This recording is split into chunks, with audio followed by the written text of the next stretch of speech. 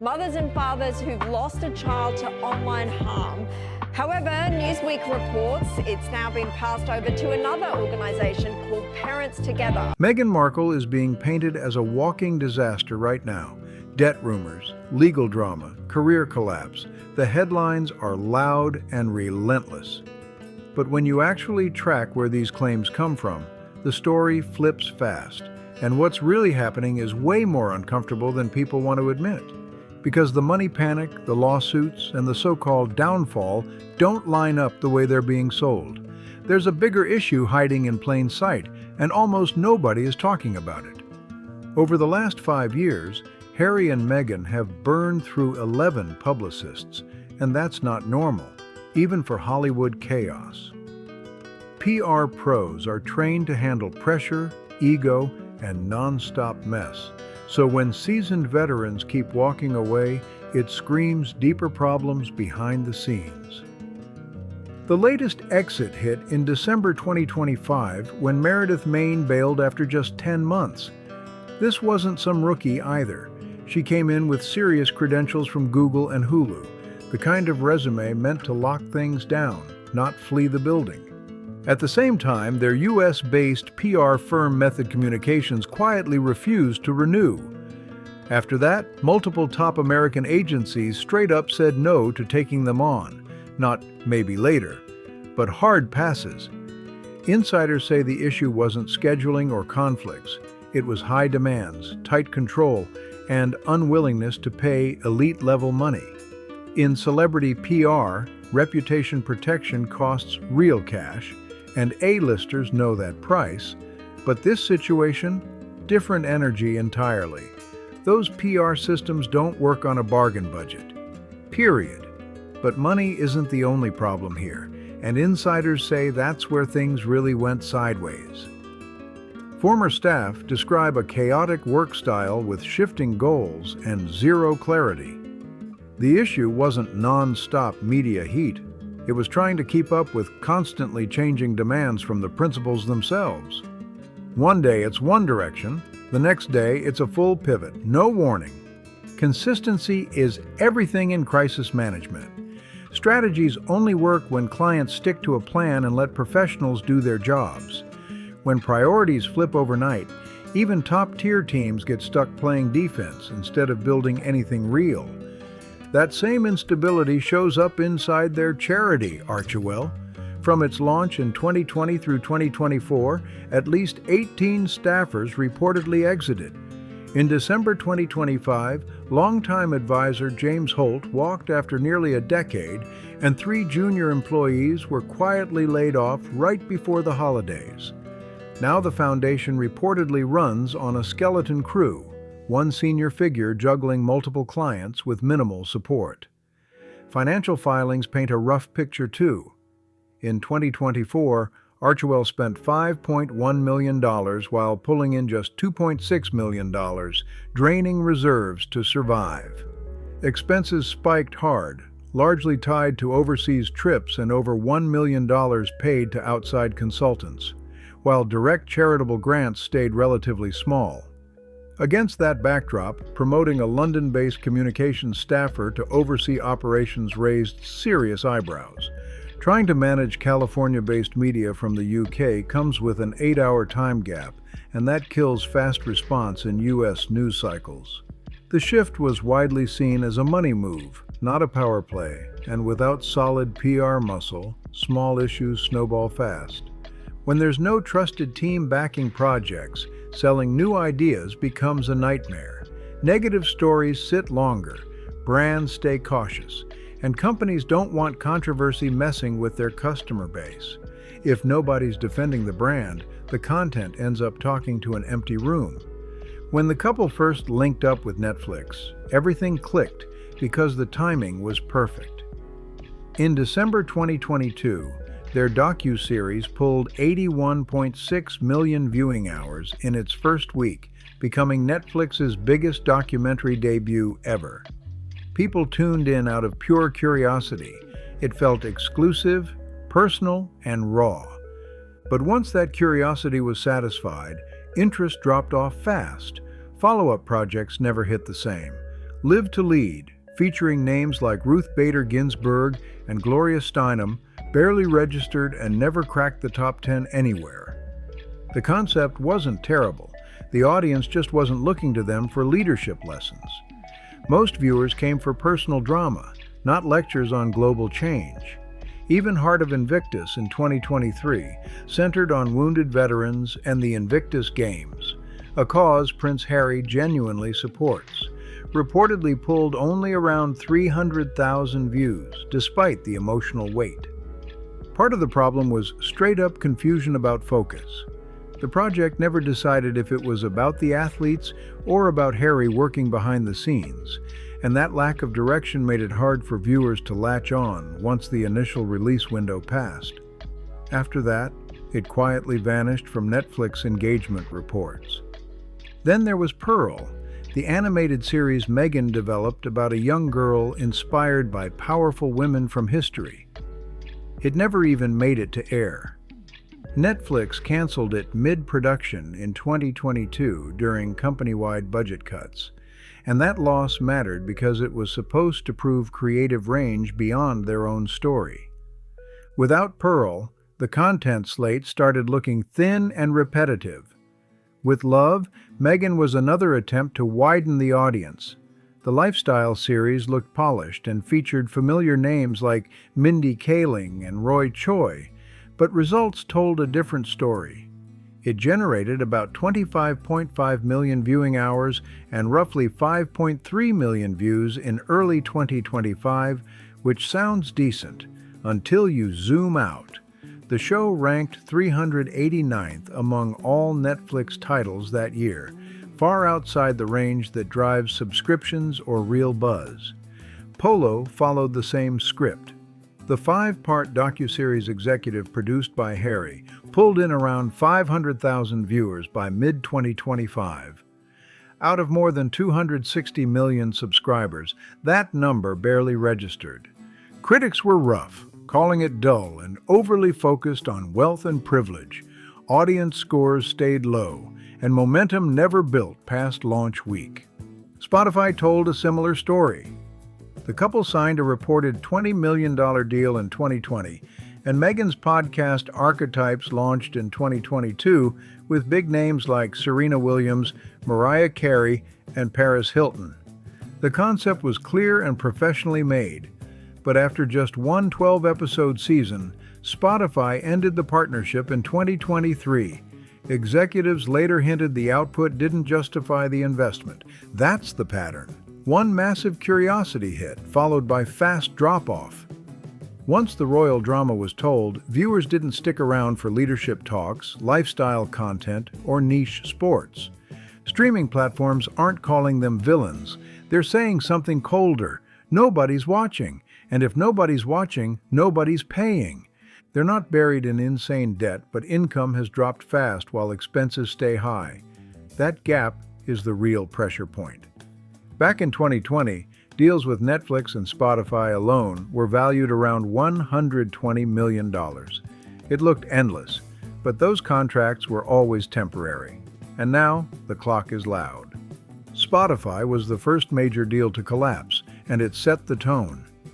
The reported $20 million agreement signed in 2020 produced just one podcast, Archetypes, which launched in August 2022 and ended after a single 12-episode season by June 2023. Spotify walked away, and whatever money hadn't already been paid, gone. That very public breakup made it way harder to land another big audio deal at the same level. Once a platform bails, others start asking tough questions. Now, Netflix appears to be heading down the same road. Their deal is expected to end in 2026, with no renewal or replacement announced. Insiders say the agreement included steady producer fees and development money that quietly brought in millions every year. If that ends, the safety net disappears. Any future Netflix work would likely be project by project, exposure without security. Spare was a monster hit in 2023, selling about 1.4 million copies across major English-speaking markets. Celebrity memoir advances often land between $20 and $40 million, making it a massive one-time payout. But that's the catch. One time. A follow-up would almost certainly sell less once the shock fades and the biggest revelations are already out. While income has slowed, expenses haven't budged. Their Montecito home cost $14.65 million and reportedly runs close to $1 million a year just to maintain. Property taxes alone topped $112,000 in 2023 and keep climbing. Add insurance, utilities, and upkeep on an 18,000 square foot estate, and it's like running a small hotel. Real estate experts say homes like that need full staff, cleaners, maintenance, groundskeepers, all year long. Then there's security. Full-time private protection for figures at their level is estimated between $2 and $4 million annually, and some experts say even higher. That's the real pressure point. Not broke, but burning cash fast. Global visibility and non-stop controversy means security is non-negotiable. This isn't an area where corners can be cut, no matter how tight things get. On top of that, there are ongoing business and legal costs that don't disappear just because staff gets trimmed. Even with Archewell running lean, professional fees and basic operations can still rack up hundreds of thousands each year. Harry's legal fights with British media groups, plus his appeal over UK security, come with serious legal bills that don't pause. Conservative estimates now place their yearly spending between $5 and $7 million, possibly more. With major income streams drying up, they're likely dipping into savings while scrambling to build something new. Meghan's lifestyle brand showed early buzz, with products selling out fast. But consumer brands take heavy upfront investment and time. Early demand doesn't equal fast cash, and profitability is never instant. Their foundation now needs funding instead of generating it, and recent restructuring points to tighter budgets all around. Speaking engagements can still pay big, but their polarizing image limits how often those checks come in. They're not broke, and they own valuable assets, but this is a familiar celebrity problem. Fast money, high spending, and shrinking inflow. The debt rumors are fiction, but the financial squeeze is very real. So where did the internet get it wrong? The $100 million debt claim comes from a basic misunderstanding of how entertainment deals work. That number was never debt, never personal cash, and never money owed back.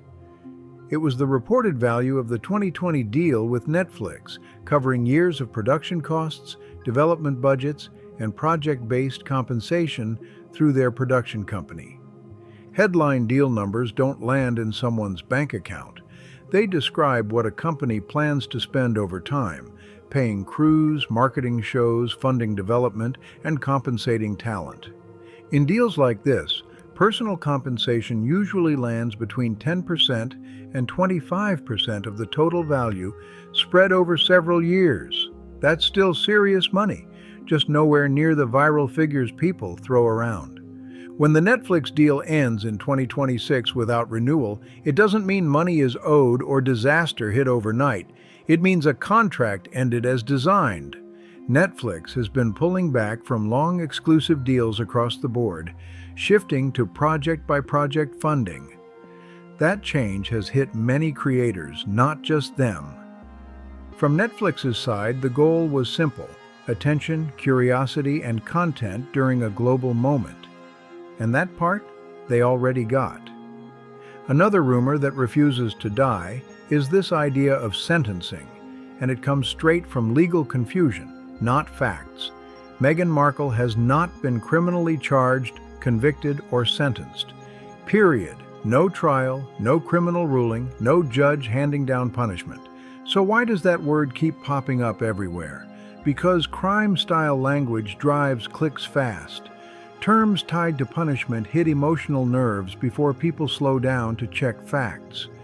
Creators know dramatic legal words spark reactions, and reactions feed the algorithm. Once clicks start rolling in, exaggeration gets rewarded. More views equal more reach, and repetition slowly turns fiction into truth, even when nothing backs it up. Prince Harry's civil court battles only add to the confusion.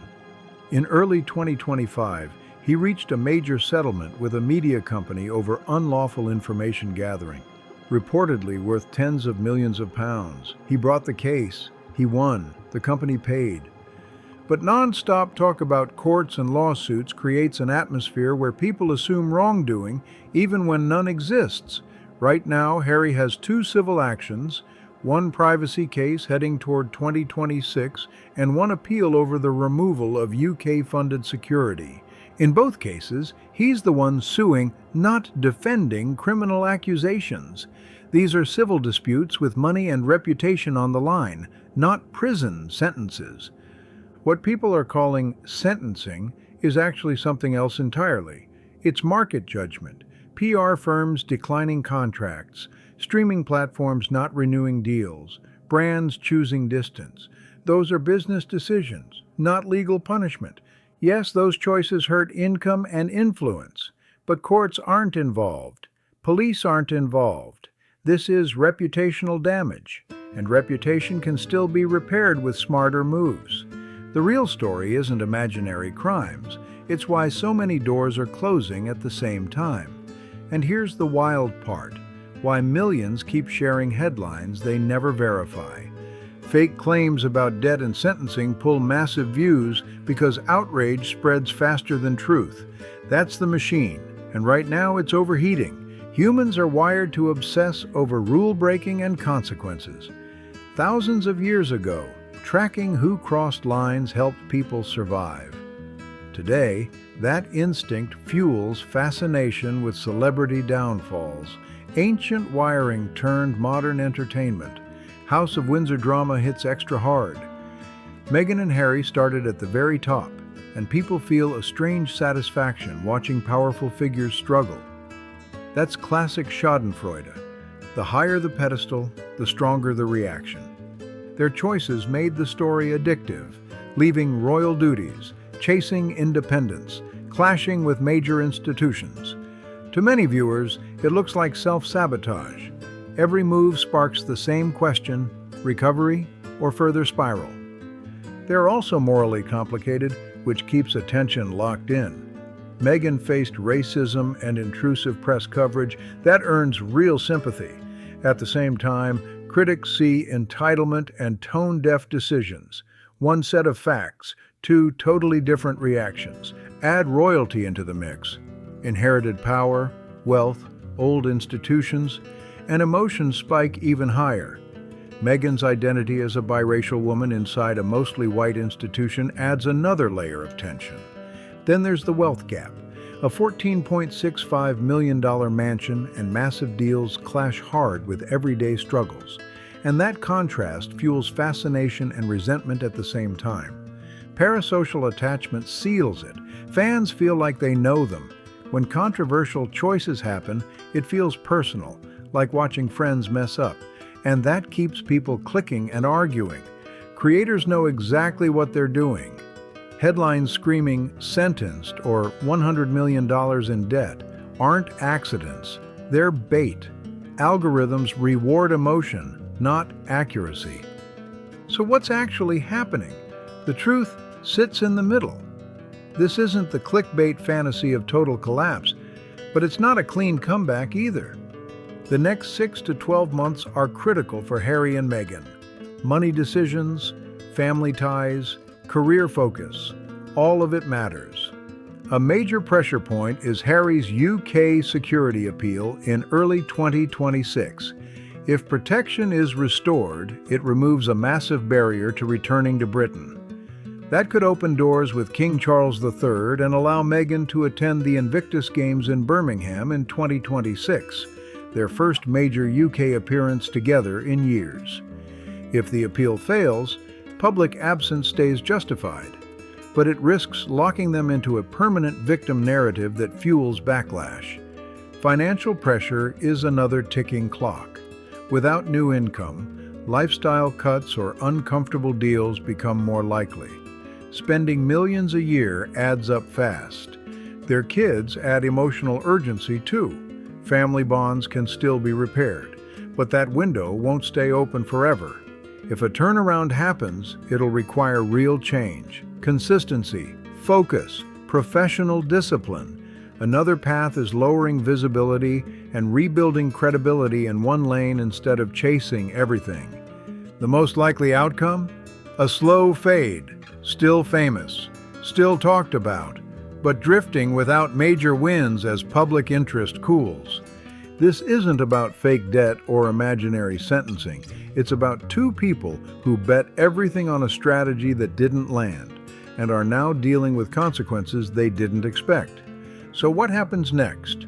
Comeback, reset, or quiet decline? Drop your thoughts in the comments. Like, share, subscribe, and click the next video. You're not going to want to miss it.